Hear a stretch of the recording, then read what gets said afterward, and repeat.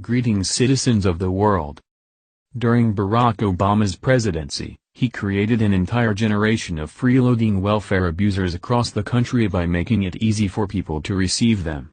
However, not only did Obama make it easier for everyone in the nation to receive these benefits, he also made it possible for illegal immigrants and refugees to obtain them as well. So, when Donald Trump campaigned for president, he promised that he would cut back on these welfare programs, and he is not about to go back on promises, as millions of Obama's freeloaders found out this morning. The purpose of welfare is help people who are struggling financially to get back on their feet while going through hard times. However, over the last several decades, the role of welfare has become more of a lifestyle choice than a stepping stone to something better. Over the last several years, the number of people living on welfare only increased, causing financial issues for our country that needed to be resolved quickly.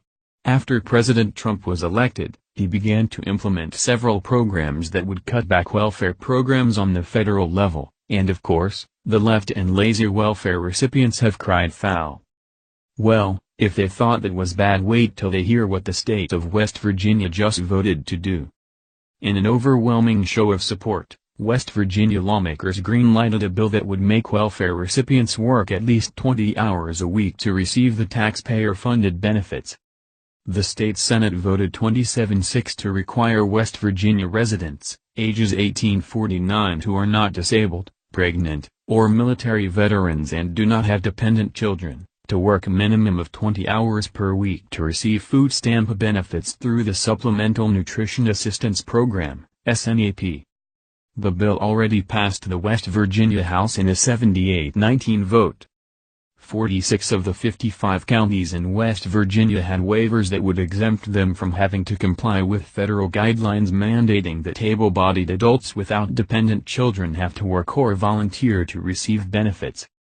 Federal law mandates that the work requirements be implemented nationwide, but it allows states to obtain waivers for individual counties if their 12-month average unemployment rate goes above 10%, or if the 24-month average unemployment rate is 20% more than the national average. The federal guidelines requiring benefit recipients to work to receive those benefits were originally introduced during former President Bill Clinton's administration in 1996. States have tried implementing work requirements for benefit recipients for years, but efforts in many state legislatures stalled because of the 2009 economic stimulus put in place by the Obama administration to respond to the 2008 recession. Once the economy recovered from the recession and those waivers expired, states such as Alabama, Georgia, Tennessee, and North Carolina phased in the work requirements by county, and all have experienced significant decreases in SNAP enrollment. Of course, the left will begin to scream that somehow this is racist, but is it really? Everyone in the country works to pay their bills and to provide food for their families, since we all know that nothing is free. So, why in the world would it be free for anyone else? Well, the answer is actually pretty devious, and it all boils down to control. The global elite, which is filled with leftists and some rhinos, are working hard to destroy our country and economy to push for a one-world government.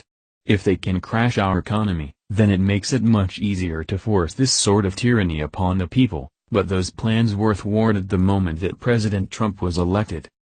Now that Trump is in the White House, he is busy building our country back to its former glory by cutting programs that only have harmed our nation and supporting state leaders for doing the same. It will take time for us to see positive changes, but we are on the right track, and that is all that matters. Hopefully, more states will follow West Virginia's lead and make welfare recipients work for their benefits instead of handing them out like candy.